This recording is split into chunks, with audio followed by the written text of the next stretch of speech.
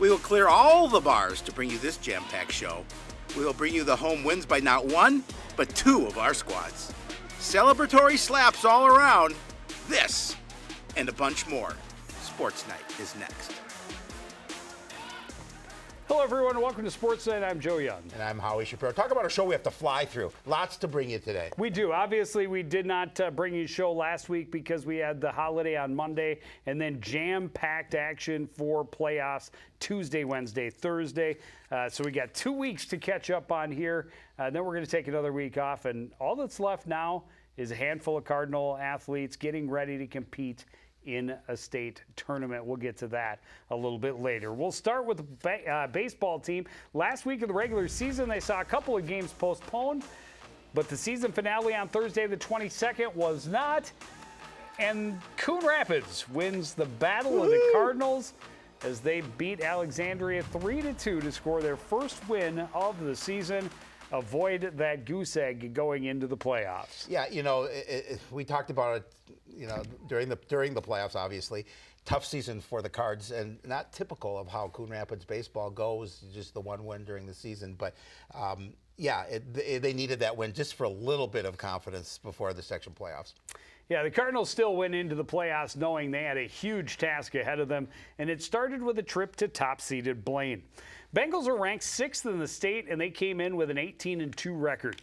Both of their losses were by a single run, and they blew past the Cardinals in 6 innings early in the season, so they were heavily favored in the opening round. Cardinals looking to start something in the top of the first. Chell Norquist with a shot to deep right center. He's going to be in standing at second with 2 outs, hoping that would spark a rally. Colin Fanoff next at the dish, and he delivers with a single to short center field. Cardinals are looking to score, but Derek Schloman comes up with a great throw from center, guns down Norquist at the plate, and that ends the Cardinals' threat. Then the Bengals blow up in the bottom half. They had just 2 hits in the inning, but one of them with this bases-loaded bomb by Carter Amos. His grand slam was part of a 6-run first inning for the home team.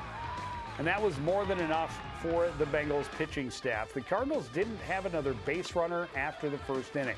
Starter Matt Smith had 5 strikeouts in 3 innings, and Colton Thomas fanned 3 more Cardinals in his 2 innings of work. They combined for the shutout, retiring 12 in a row to finish the game. Bengals added 3 runs in the second inning, and then to ensure the game ended as early as possible, they pushed 1 more across in the fourth. Miles Clark with a single into shallow right with bases loaded. That scores Sam Pooter from third. Bengals win 10-0 in 5 innings. Well, the Cardinals hit the road again on Thursday, traveling to Centennial. The 4th-seeded Cougars were upset by Anoka in extra innings. And now in the elimination bracket, both teams had to play with desperation to keep their season alive. Cougars come out fast. They scored 1 in the first, and they add to their lead in the second. Calvin Coppersmith with the second of his 4 hits in the game. This one scores a Matthew Siegler from third. That makes it 2-0. We are still in the second. Ben Clausen with a little blooper into shallow right field.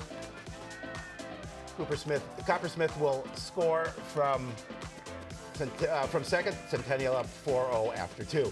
Cardinals mounting a comeback in the top of the third. Price Karen crushes this one to left center. It comes with 2 on and nobody out. Chell Norquist scores the first for the Cardinals. Colin Fanoff up next, 2 in scoring position. He grounds it to the left side. Cougars allow the run to get the out. Cards back within a pair at 4-2. Then a little controversy on the next play. Jeremy Oddie grounds to third. Price Karen is going to try and score, but the throw hits him in the back. And the catcher is able to get up and tag Karen out. Coach Mossy pleads his case that the catcher was blocking the plate without the ball, but it falls on deaf ears. Cougars offense scored in every inning except the fourth, putting up crooked numbers in 3 different frames. This sac fly by Nolan Border, part of a 3-run 5th inning that made it 8-2. Then in the 6th, they walk it off with a bases-loaded hit by pitch. It was Clausen's 3rd RBI of the afternoon, and it ended the Cardinals' season, unfortunately, with a 12-2 loss. Yeah, it was certainly not the way they expected the season to go out, not the way they wanted it to go out. Talking to Coach Mossy before the Centennial game, it's been a head scratcher of a season for he and his staff. They confident they have players that can get the job done, but they just not able to put everything together on any given night and have any sort of consistency. No, I mean that's what he said. He says, how do you do it when your pitching's not there and your hitting isn't timely and you make the errors in the field? But it was definitely a very tough season for the baseball squad. Well, and Centennial's season didn't last much longer. They lost after that to Forest Lake. This is just the top half of the bracket as they whittled down to one team remaining undefeated. That's actually Andover in the championship, beating Blaine in extra innings. And Andover is the last undefeated.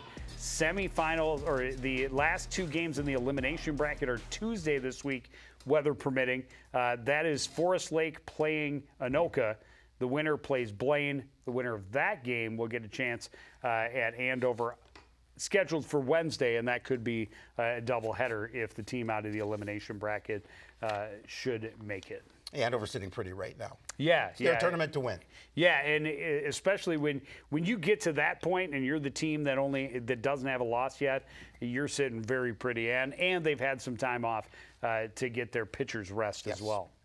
Well, the softball team also went into the playoffs with a little more than hope on their side. Cardinals were the 7th seed, which meant opening against arch rival and top seed Blaine. These two teams couldn't have been in more different positions. The Bengals came in on a 12-game win streak, while the Cardinals had lost 9 in a row. Still, the Cardinals hoped to buck the trend, see if they could end both teams' streaks. Scoreless game until the bottom of the third. Blaine trying to blow it open. Kayla Schaefer with a ground ball to third. Cards record the out, but Emily Vogel scores the third run of the inning, and that's only the second out. Next batter, ground ball to short, and some controversy. Pacey Olson immediately shows she was interfered with. Play continues, runner goes in to score, but the umpires put their heads together and reverse the decision. Runner is out, and the inning is over. Bengals add some insurance runs in the fourth. Ellie Swenson with a seeing eye single through the right side. That scores Bella Hunter from third. They try to get Novotny to the plate as well, but a good throw to the plate from Kendall Karen, and that ends the inning. Blaine up 4-0. Their pitcher, Emmy Sylvia Cochran, meanwhile, had a monster game. She had 15 strikeouts and went over 500 for her career. It was impressive to be there for that. But the Cardinals did finally break through in the top of the 6th. Annalie Anderson leads off the inning with a drive to deep left center. She's then standing at second without a throw. Cardinals follow it with back-to-back sacrifices. This beauty of a bunt by Callie Powell got Anderson home from third. Unfortunately, that's the only run of the day for the Cardinals. They fall to the Bengals by a 6-1 score.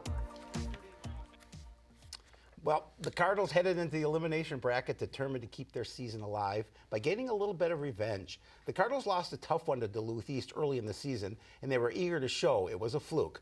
So the 6 and 7 seeds threw down, and only one could move on. Cardinals get off to a great start. Top of the first, runner at first, 2 out. Layla Meyer unloads on this one, sending it all the way to the fence in right center.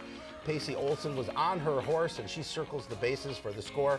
RBI triple for Meyer. 8th grader Aubrey Erickson gets herself out of a jam to keep the lead. She fans 3 in a row to leave the bases loaded in the bottom of the first. And she was just getting started. Erickson just mowing them down. She strikes out the side in the second. 6 straight Ks at that point. And she was far from finished. The Cardinals failed to get her any more run support, so Erickson, she just took the team on her shoulders. She fanned the side again in the 5th. And she kept the roll going until the final out. She gets yet another swinging strike 3, leaving the tie and run in scoring position and ending the Greyhound season. Cards going to move on with a 1-0 win. Nice win for them, for sure. Yeah, and I spoke with Alicia after the Blaine game, and we were talking about the Bengals pitcher. Very impressive. In all the years that I've watched softball, very rarely do you see a girl with that kind of control and that kind of dominance in the circle.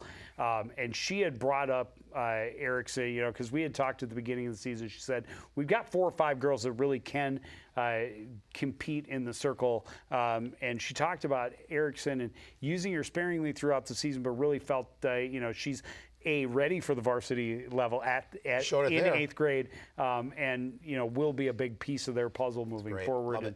And there you saw it in that game to hold Duluth off, get a shutout, and get them keep their season alive.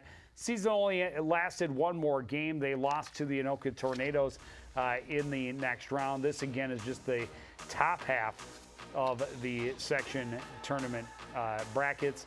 So you see Forest Lake making it through against Andover in the opening round, and I believe their state tournament starts. Forest Lake did end up winning the tournament, and I think they're supposed to start the state tournament on Tuesday this week. It is. And again, tomorrow. Weather permitting, of course. Well, I think Forest Lake only lost one game all season so far. Yeah. Tennis team was in individual sections in that second to last week of May, and you've got to feel pretty good about it. 3 of the 4 Cardinals competing in individual section tournaments did make it past to the first round. Not surprising that Cooper Held was one of them. He wins 6-1, 6-2, and then loses 0-6, 2-6 to a guy, 4th and 5th, 4v5. So pretty good matchup there. But Cooper, as a junior, I think had 18 or 19 wins this season. So they're very excited about what he'll bring back.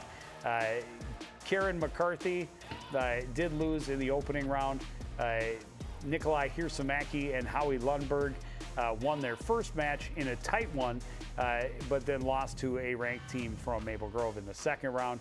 Lachlan Demmer and Nick Ryland, the other doubles team, won somewhat easily in the first round, 6-0, 6-1, but then lost 0-6, 0-6. And those 2 are seniors. Everyone else will be coming back in that, who competed that section, will be coming back for at least one more year. It's really nice to have that experience coming back. And you look at Cooper Held in the season that he had, and he's going to be back, for another season to compete. And again, it's we talk about all the time. Tennis is a game you can play all year round. So continue to work on your skills and get better. And a lifelong, lifelong sport. Absolutely. Well, the volleyball team wrapped up its home and conference schedule when Osseo came to visit on Wednesday, the 21st. Cardinals had lost 3 in a row, and Osseo had just 1 win in its previous 7. So both teams were desperately looking for positives at the end of the season, and both would fight hard to the very end. Cardinals were without leading hitter Griffin Grabo, but the other guys were able to step up. Osseo stops the initial attack. They can't stop Ryan Mo-Ullman. Cardinals win the first set 25-22. They keep the roll going into the second, control the board even more. It's Juanis Seychell getting the big kill on the left side. This time he had a team high 14 kills. They win the second 25-18. Another tight battle in the third. Cardinals trying to close it out. This is an historic point, not for the kill, but for the set. Senior captain Lucas Yang getting assist number 500 in his career. They paused the game to recognize the achievement. First to do it in the program's inaugural season. Unfortunately, Cardinals weren't able to complete the sweep. Osseo battles back to keep their hopes alive. Jackson Hardy pokes this one past the Cardinals defense. Orioles take the third 29-27. Set 4, another tight back and forth, and another that goes past 25. Variance Tao finishing strong in the middle for the Orioles as they force a 5th and final with a 26-24 win. So in the winner take all 5th, first to 15, and it's Osseo maintaining the momentum. Tao in the middle again, tipping it to the floor.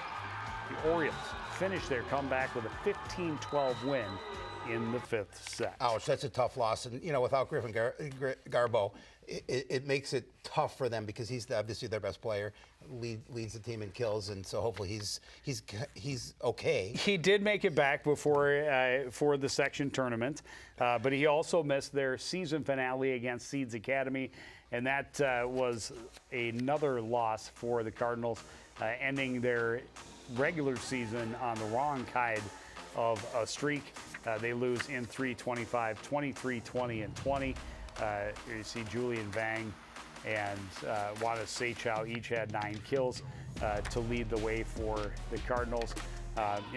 They've got other guys who can obviously get the job done, but Griffin is hard to replace. He came back for the section tournament game against Bemidji. He did lead the team with 19 kills. St. Child chipped in with 6. Lucas Yang had 27 assists, but they lose in straight sets. And there you see the updated brackets.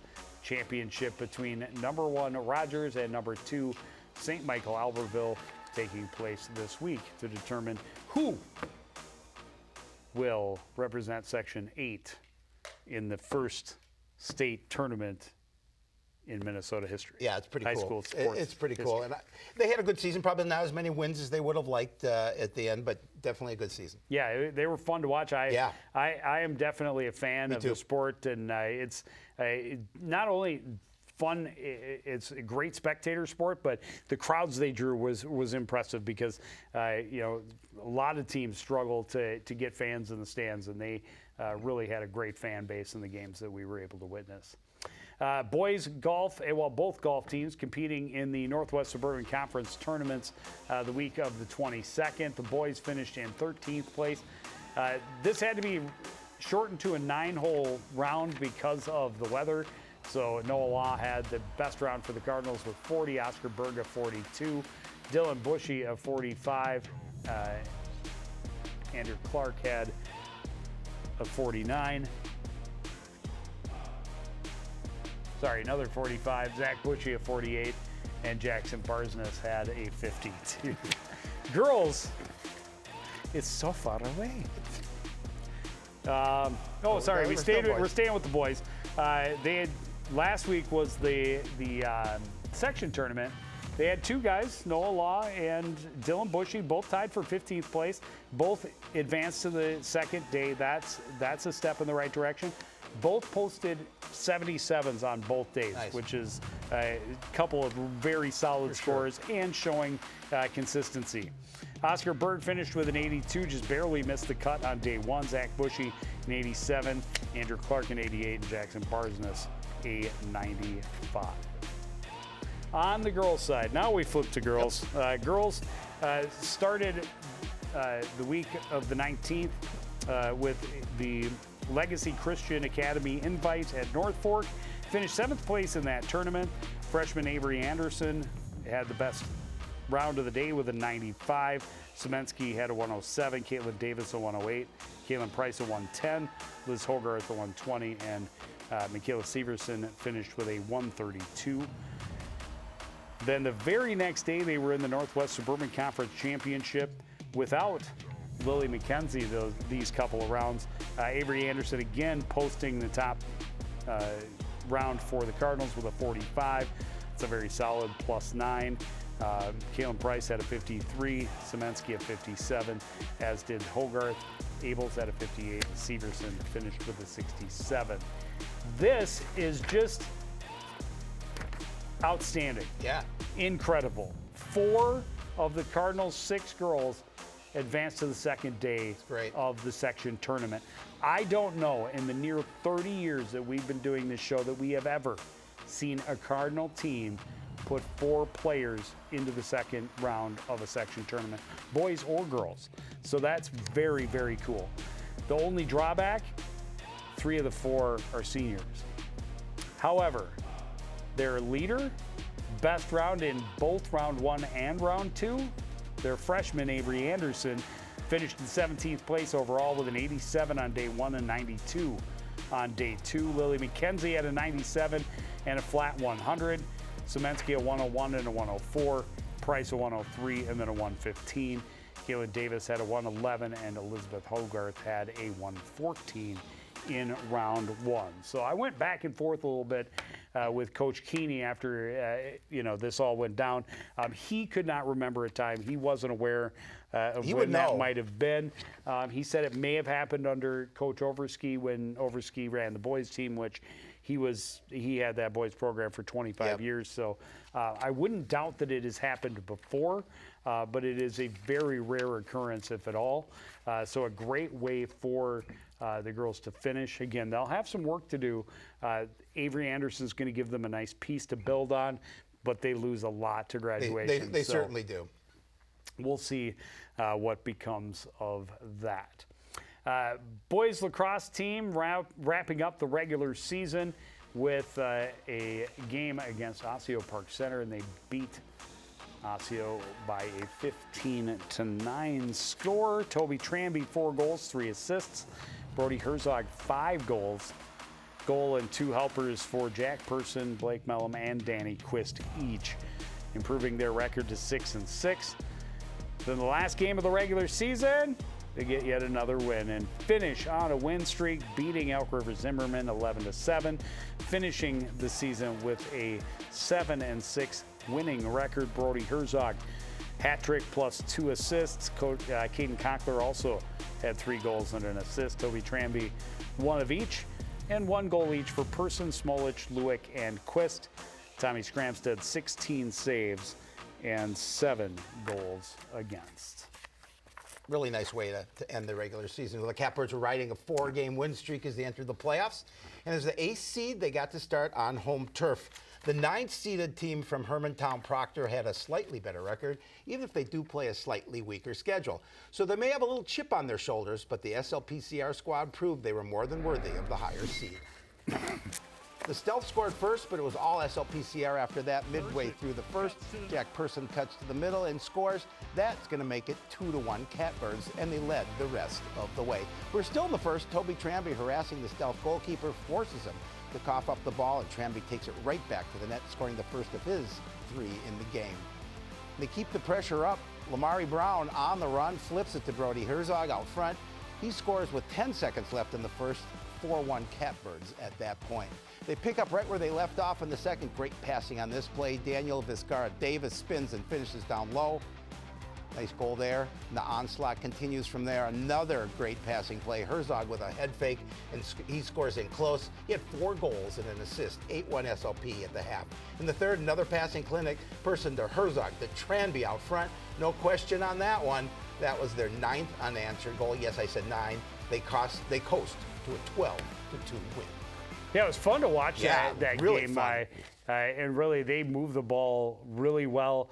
They've struggled, but able to get a couple of conference wins at the end of the season. It certainly helped. So, a team that really showed its progress throughout the year. Absolutely. Got to win in playoffs. I talked to Will Wackman, the AD over at Spring Lake Park, before that contest. I said, we're just excited to have a couple of home games. He said, yeah, it's the 8 versus 9 for both of these teams. I said, yeah, you're at home. But it's a home game. I think all of the kids would much rather be the 8 seed hosting a 9 than being the 7 and traveling to a number 3 seed or a 2 seed. So the Catbirds followed that up with a trip to number 1 Andover, and boy, did they give the Huskies all they could handle, losing 11-9 in that one. 2 goals, 2 assists for Tranby, 3 goals for Conkler. Herzog had a goal and a helper. Lewick, Mellum, and Quist all scored. 17 saves again for Tommy Scramstead, but the season comes to an end, and semifinal action. Blaine, the 5 over the 4, the only one who's quote-unquote not supposed to be there. Other than that, 1 seed Andover, 2 seed Centennial, and 3 seed Anoka, all making it to the semifinal round. Girls lacrosse wrapped up its season with a couple of contests as well, starting with a game against Totino Grace. They lose to Totino Grace St. Anthony, 15-10. Edwards had 4 goals and an assist. Schmidt also 4 goals and a helper. Scrandrett had a goal and an assist, and Dewar also scored, but they fall to 3-9. Then against Osseo Park Center, they do finish with a win in the last game of the regular season, 11-10, a nail-biter that went right down to the wire. Grace Schmidt with 3 goals, Katie Wiggin with 2. Edwards had a goal and an assist. Matisse Dewar, Lorkey, Post, and Scrandrett all scoring for SLPCR to finish 4-9. Well, the girls lacrosse team also, as we talked about, got to start the playoffs at home as the 8th seed hosting number 9.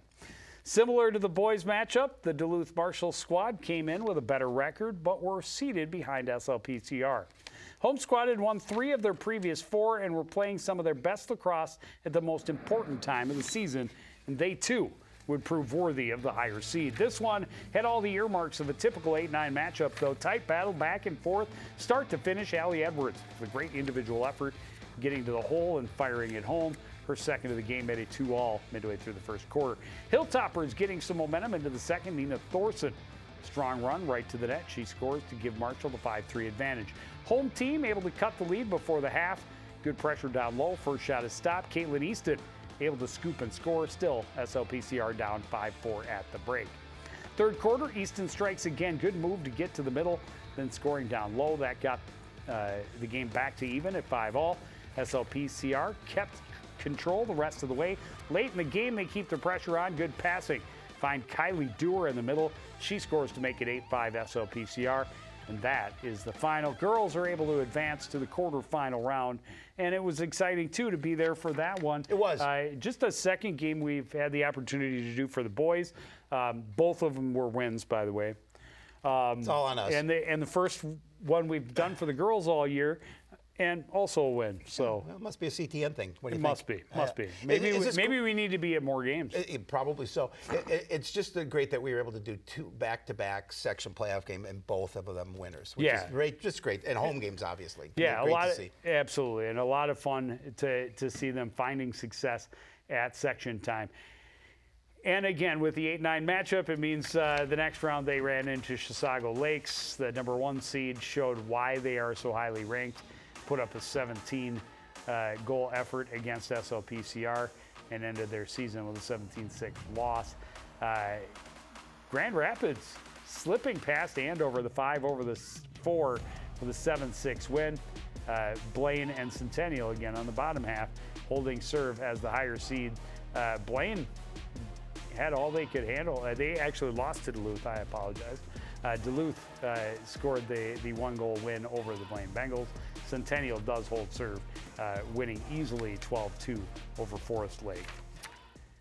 And so that is how the season ends for the girls lacrosse team. But, both lacrosse programs, first year of the co-op for the girls. We'll see, how things progress for them. But we've still got some stuff to get to. Yeah, and we're running out of time, so we got to keep moving. Track and field, if you didn't figure it out by now, that's all that we have left going for the spring season. Northwest Suburban Conference Championships on the 22nd. Look at all those season and personal bests for the boys. They finished in 7th, so right in the middle of the program, right in the middle of the pack. Mackay Morton is the conference champion of the 400-meter dash. Boa Duga finished 2nd in the triple jump. Second place finish for Carnell Robinson in the 110 hurdles. Loic Joitza finished in 4th place in that event. Those guys are not done yet. And because we have to move, we got to move. Let's go ahead and look at the girls' Northwest Suburban Conference Championships. They finished in 13th place overall. They have not had the kind of individual success that the boys have. But as we talk about with all individual sports, it's really about competing against yourself. And you look at all the asterisks on the end of those all personal and season best. So cool. That is the true measure of success. And both of the track and field programs have shown they did their best right until the very end. No question. Well, the Cardinals have a proud tradition of sending contenders to the state meet every year, and that tradition remains strong this spring. Both teams had high hopes going into last week's section meet, and they put up a lot of season and personal bests. The boys continue the trend of sending big numbers to state, and the girls will be sending more than they have in several seasons. Cardinals have several individuals that were near misses at sections. Danielle Udi finished 4th in the 100-meter with a personal best time of 12.52. The Lady Cards are sending 2 relays to state. They finished 2nd in the 4x1 and the 4x2. That's the most qualifiers for the girls in the last 5 years. Boys relays have a history of success at sections, and they're sending a 4x2 group to the state for a 2nd season. Joseph Hauge gets the Cardinals started, Mackay Martin and Cyril LaFaca in the middle, and Lance Hill will finish it in 2nd place, punching their ticket to state. The Cardinal hurdlers are also headed to St. Michael Aberville as well. Carnell Robinson has a great race in the 300 hurdles, taking 2nd, time of 40.09, and teammate Loic Joitza just behind him in 3rd. Both qualified for state in both hurdles distances. Two Cardinal relays qualified for the second straight season. The 4x4 team heading back and hoping for a podium. Kevon Deloche, Tyler Vossen, Cyril Lafaka, and Mackay Martin finished fourth in a time of 3:21.48. But that's a qualifying time, and their contingent headed for state meet will be large. That's just phenomenal to see that many guys. There you see the overall finishes. Boys finished in 5th place.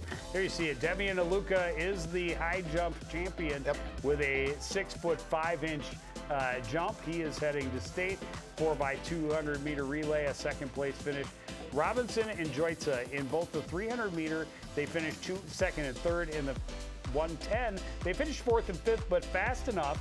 And there you see it. They're all personal bests. Their finishes in the 110, 1/100th of a second apart. So great to see that happening for those two young men, and they are on their way to state. The 4x4 and the 4x2 meter teams, by the way, 3 of those guys on at least are from their last state tournament appearance. There's the girls, the 4x2 and the 4x1 both headed to state as 2nd place finishers, and there you see a lot of near misses. Some personal bests for a lot of girls. Ruby Demmer kind of stood out to me because she had a season best in the 1 mile and then a personal best in the 2 mile. Those were run on the same day, by the way. That's running really hard being in great shape. for 3 miles. So kudos to her. Michaela Wilbur was doing very well in both the 300 meter hurdles and the high jump, but failed to qualify. There is all of your state qualifiers. Great list. Carnell Robinson and Loic Joitza both make it in the 110 and the 300 meter hurdles. This is not the updated list because 4x2 and 4x4 meter relays for the boys will be going to state. On the girls' side, you see it. The 3 of the 4 girls the same on the 4x1 and the 4x2. Only difference is the and Amari Royal versus Matoria Kamara. But exciting to see. I don't know when the girls had their last relay there. I look back the last couple of years. They've had a handful of girls who have qualified for state, but relays hadn't been their forte. Great. So great to see. You bring the 2 teams together. They're feeding off the success of the boys. Boys were really hoping they could get all 4 relays.